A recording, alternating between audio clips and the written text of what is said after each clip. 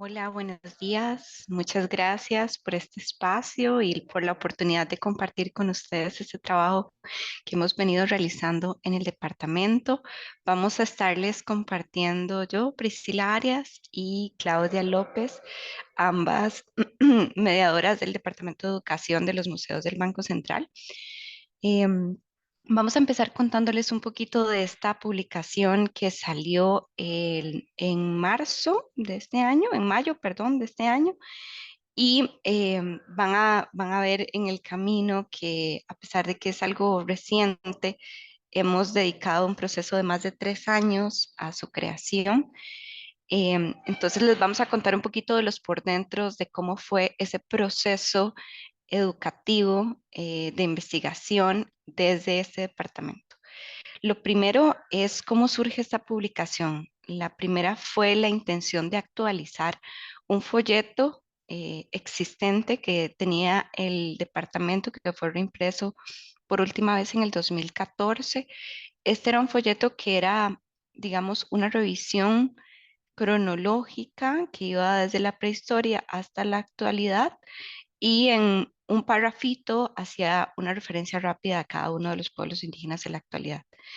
Entonces, la idea era un poco actualizar y darle más contenido a ese folleto. Luego, queríamos responder preguntas frecuentes de los públicos que visitan el museo y que nos preguntaban cosas como qué idiomas hablan estos pueblos y dónde están y cómo, ¿verdad? ¿Cómo puedo identificar esas características que los distinguen? Entonces era responder por ahí y también durante el proceso de renovación del Museo del Oro Precolombino que se abrió al público en el 2019, tuvimos la posibilidad de replantear esos enlaces y esos diálogos que se generaban a través de las estaciones educativas y buena parte de eso nos llevó a mostrar, digamos, esas preguntas que hacían los públicos y a pensar cómo resolverlas, por lo que se hizo un trabajo de campo importante con personas de los 8 pueblos indígenas que derivó en un registro muy amplio que también se utilizó para la creación de un video que está en el Museo del Oro. Eso fue, digamos, una base fundamental también para contar con el material para esta publicación.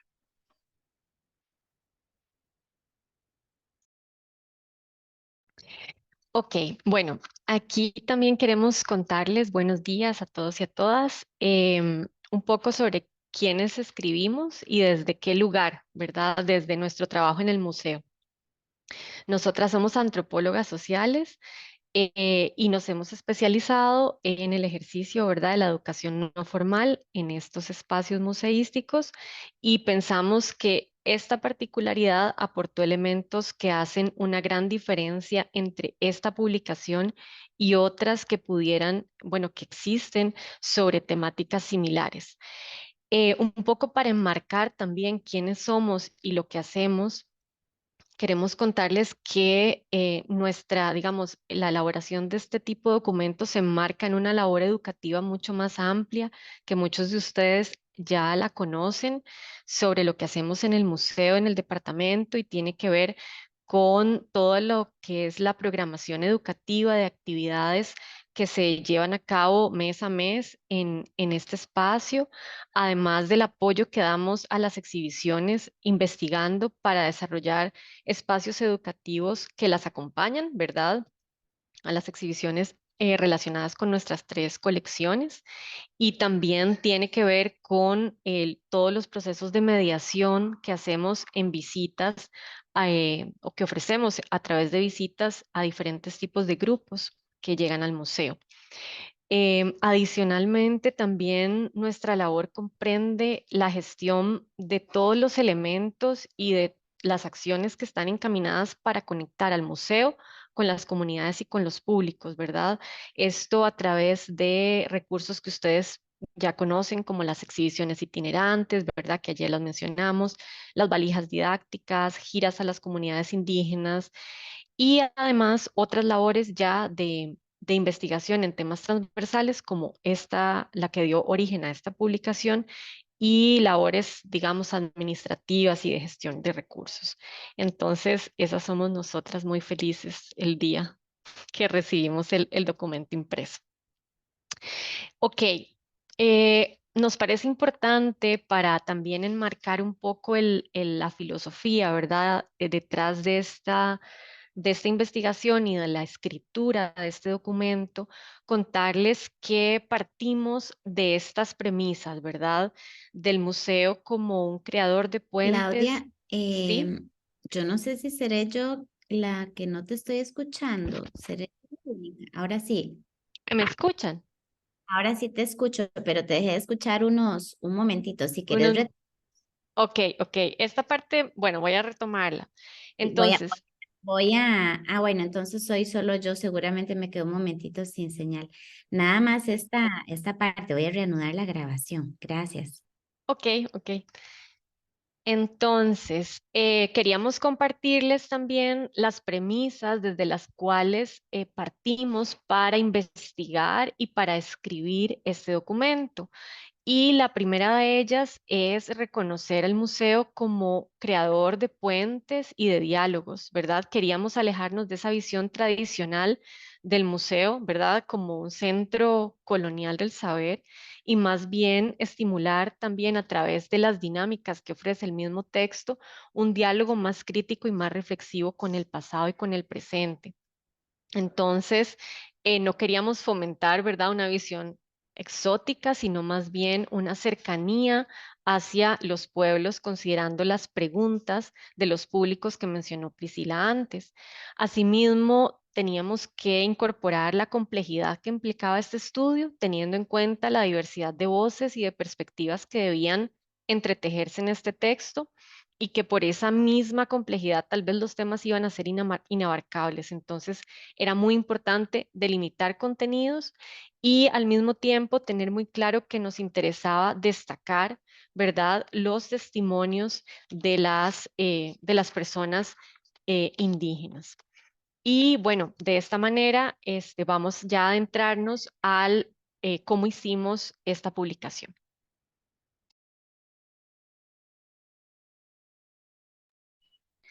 Entonces, queremos contarles que hay dos periodos clave en el proceso de la publicación. El primero es entre el 2016 y el 2019, cuando se realizó un trabajo, digamos, desde el Departamento para la creación de las estaciones educativas del Museo del Oro. Esa fue, digamos, una fuente de datos clave para el trabajo previo que ya propiamente tanto Claudia como yo hicimos durante el periodo de la pandemia, que fue entre el 2020 y el 2023.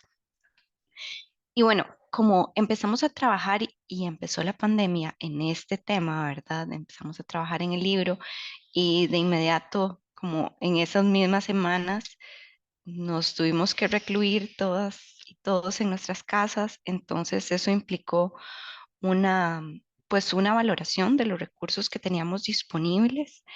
em, y lo que teníamos por cierto era que no íbamos a poder hacer trabajo de campo como habría correspondido tal vez en otro caso a un documento de esta naturaleza, por lo que revisamos esa sistematización de consultas del público realizadas para el Museo del Oro. También realizamos nuestras propias visiones sobre las consultas a partir de nuestro contacto directo con los públicos, y por tanto definimos que la investigación se iba a basar en fuentes primarias y secundarias cuando lo permitiera o según lo permitiera la pandemia, así como en la consulta de los videos grabados para el video que les conté antes que está en el Museo del Oro. En algunos casos también para profundizar iba a ser valioso poder realizar entrevistas a especialistas y esto tiene que ver con una necesidad que teníamos de actualizar la información disponible, que no siempre esa actualización se encuentra pues en publicaciones, ¿verdad? Entonces, en estos distintos ámbitos del saber, contactamos a personas que eran reconocidas por su trayectoria y por su experiencia en temas relacionados a los pueblos indígenas.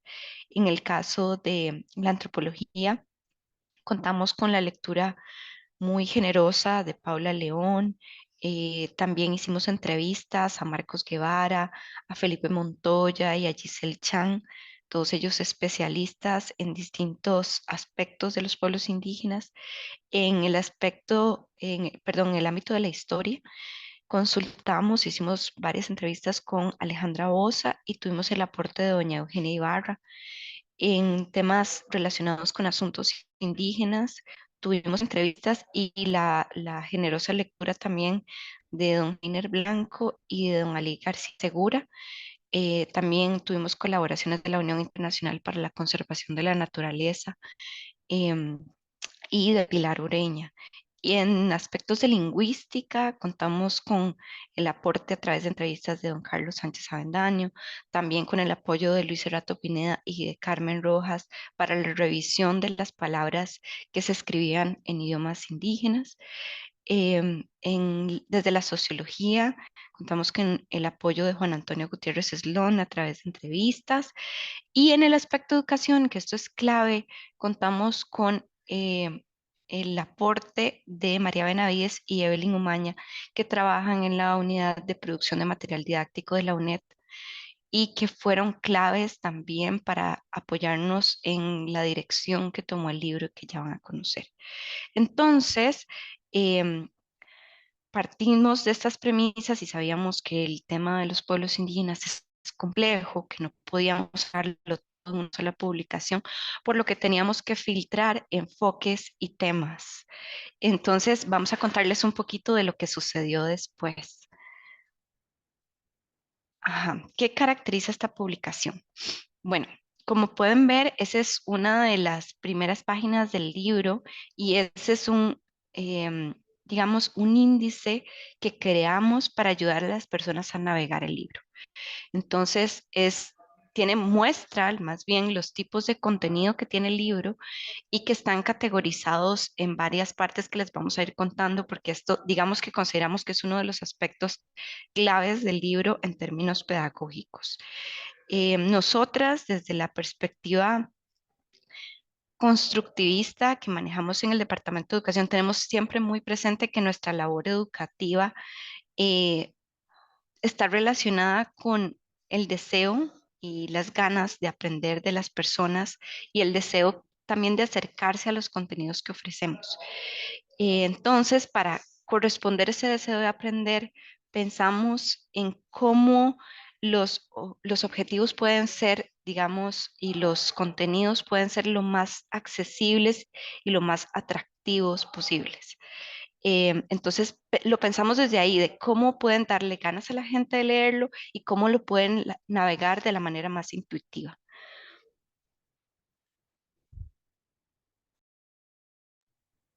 Ok, entonces vamos a ir navegando un poquito por ese índice de contenidos y lo primero, ¿verdad? Es esta sección de 3 cápsulas, que las llamamos así, conectemos, profundicemos y exploremos, acompañadas de sus respectivos iconos e identificadores también de color, y corresponden con la premisa de ofrecer información actualizada y de dar la posibilidad a los lectores y las lectoras de profundizar en los contenidos, justamente por la razón que les mencionábamos de que no podíamos abarcarlo todo. Entonces, estas 3 cápsulas vienen acompañadas, ¿verdad?, de una pequeña reseña del tipo de contenido que estamos recomendando, junto con su enlace y un código que se puede escanear. Y son enlaces a publicaciones, a noticias, a podcasts, a videos, artículos científicos y a otros materiales que han sido producidos por una gran diversidad de instituciones y de personas investigadoras que han trabajado con estos pueblos durante mucho tiempo. A nosotras nos parecía fundamental, ¿verdad?, que la lectura se complementara con la posibilidad de ampliar la perspectiva que nosotras proponemos y que fuera una lectura dinámica y que invitara a indagar siempre, ¿verdad? No quedarse con lo que está en el texto, sino ir un poco más allá. Después tenemos otro recurso que son las citas, ¿verdad? Aquí les traemos como 2 ejemplos de cómo se ven esas citas de las personas indígenas en el texto. Estas citas son extraídas de este material que les comentaba Priscila sobre del video que se hizo, se recabó para hacer el video de pueblos indígenas y nos interesaba mucho posicionar las voces de las personas indígenas en el texto y sus realidades, haciendo, ¿verdad?, puentes a través de esa mediación que es usual en nuestro quehacer en el museo. Entonces, a nivel, digamos, gráfico, estas citas resaltan porque se escogieron soluciones que permitieran destacarlas, como por ejemplo el tamaño de la letra, el color de la cita es diferente al del color del cuerpo del texto. Asimismo, cuando aparece el testimonio de la persona, digamos, por primera vez, se acompaña de la fotografía de la persona y posteriormente, igual si insertamos citas de esa misma persona, ya no se acompaña de fotografía, pero sí se acompaña de este icono, ¿verdad? Entonces, en el momento de la lectura se puede ir haciendo ese enlace. Después tenemos otros recursos que son mapas, ¿verdad? Hay tres tipos de mapas distintos que están distribuidos a lo largo del texto. Tenemos un mapa histórico, ¿verdad? Que es como este que está aquí, que es el de territorios aproximados de lenguas indígenas y que nos permite, digamos, responder a esta necesidad de presentar la distribución y la extensión de los pueblos, ¿verdad? En el siglo XVI y comparar esto con el mapa de territorios actuales. Este es un mapa que fue facilitado, ¿verdad?, por doña Eugenia Ibarra. Entonces, al hacer el contraste, ¿verdad?, al tener este mapa en un lado y luego tener el mapa de los territorios actuales, permite hacer una lectura, ¿verdad?, crítica, reflexiva sobre los procesos que devinieron, ¿verdad?, en el tiempo para los pueblos indígenas. Este mapa, digamos, actual, tiene características muy especiales porque nos interesaba responder a esa pregunta que nos hacen los públicos de dónde están los territorios. Ok, entonces para ubicarnos era necesario incluir una serie de puntos de referencia conocidos para todos, ¿verdad? De manera que tanto personas nacionales como visitantes del museo que tuvieran acceso al libro pudieran ubicarse, ¿verdad? En el espacio y pudieran ubicar los territorios. Estos son, digamos, un zoom que se hace ya cuando nos adentramos en la lectura sobre cada pueblo, entonces viene acompañado con un acercamiento al territorio específico. Y finalmente tenemos un tercer mapa que fue facilitado por la UICN y es un mapa sobre los pueblos indígenas y la correspondencia entre sus territorios asignados por ley, territorios ancestrales y zonas, ¿verdad?, de protección de la naturaleza, áreas protegidas. Y esto era fundamental también para nosotras para visibilizar las relaciones distintas que mantienen estos pueblos con la naturaleza.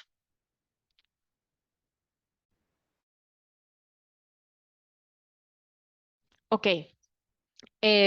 entonces seguimos con otro recurso que es la línea de tiempo y bueno, aquí vemos como un acercamiento, pero aquí tal vez la podemos ver más completa, es una línea de tiempo que ocupa, ¿verdad?, 2 páginas y esta línea de tiempo lo que buscábamos era solventar como esa necesidad de dar una pincelada sobre eventos históricos que han sido clave para estos pueblos. Entonces es una línea que se acompaña, ¿verdad?, que va por siglos.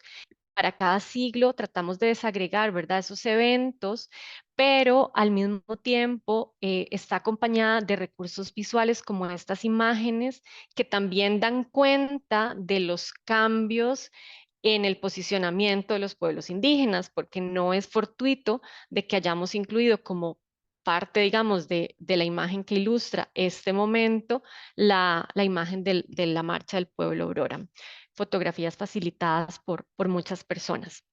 Entonces también aquí, digamos, es como una línea que se construyó a partir de mucha lectura y de mucha investigación.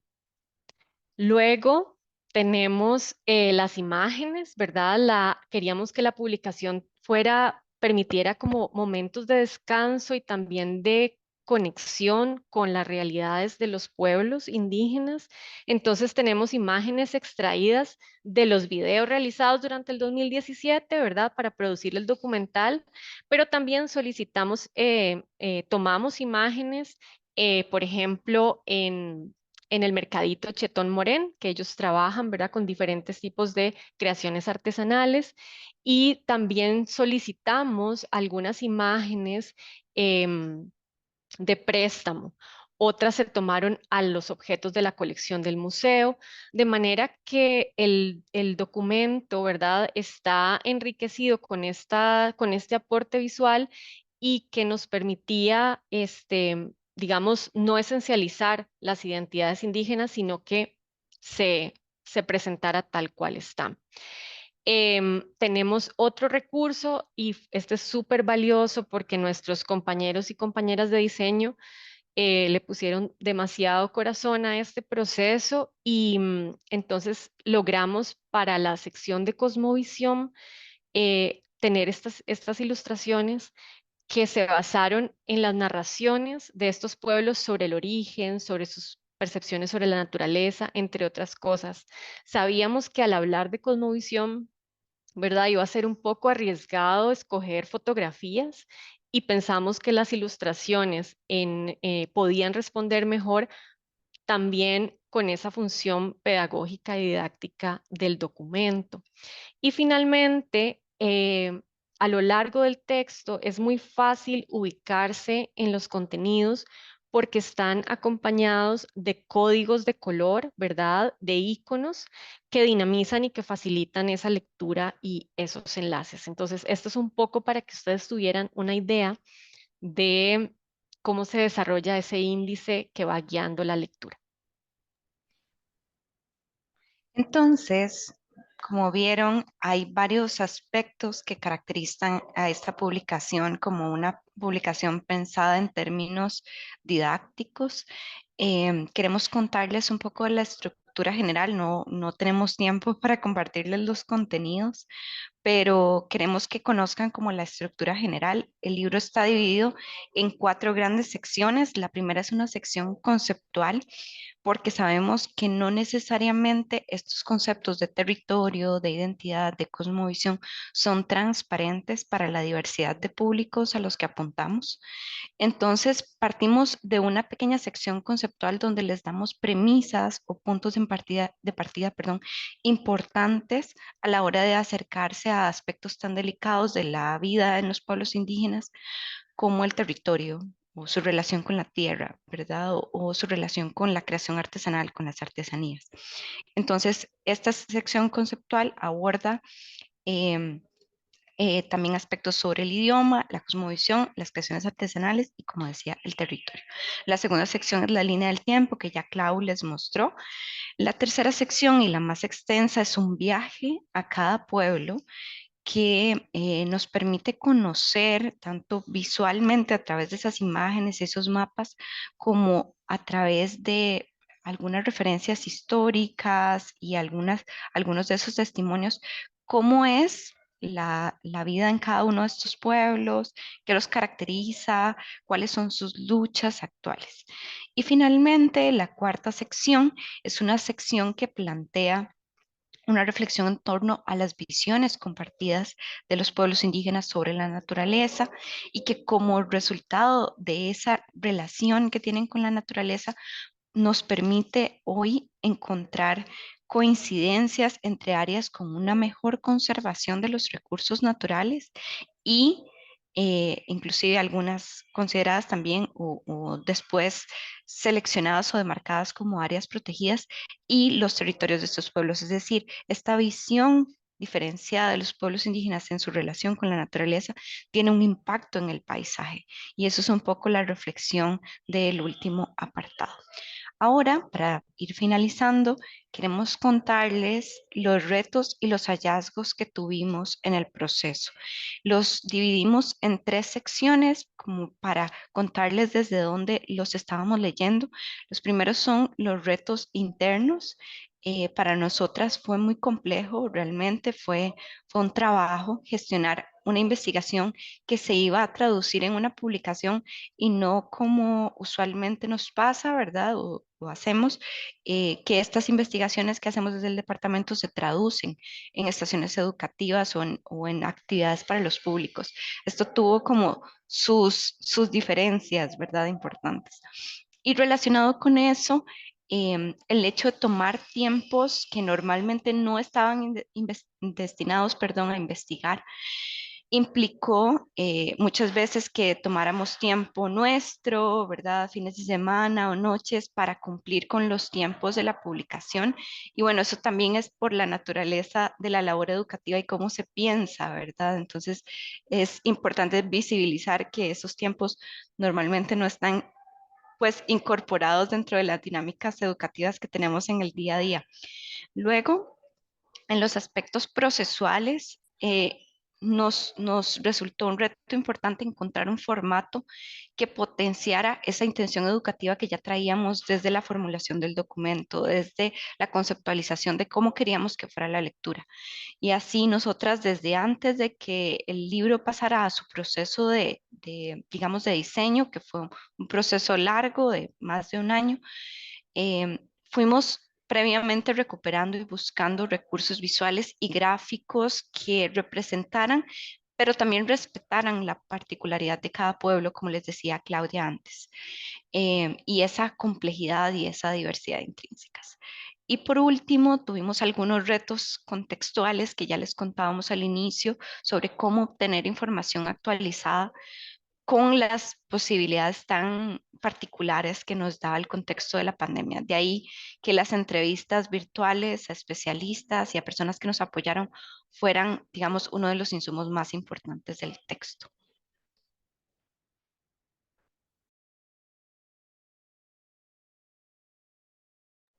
Y bueno, con esto queremos terminar nuestra presentación e invitarlos e invitarlas a escuchar el episodio 7 del podcast del museo, en donde contamos también acerca de este proceso que realmente ha representado para nosotras una gran alegría, la posibilidad de, digamos, de traducir un poco la experiencia, ¿verdad?, educativa en un material que sea accesible, siempre, ¿verdad?, mejorable, pero hecho con mucho amor y con mucho respeto hacia el tema, ¿verdad?, y hacia las poblaciones indígenas. Entonces, si tienen la oportunidad de revisarlo, nos gustaría también conocer sus percepciones y opiniones. Muchísimas gracias.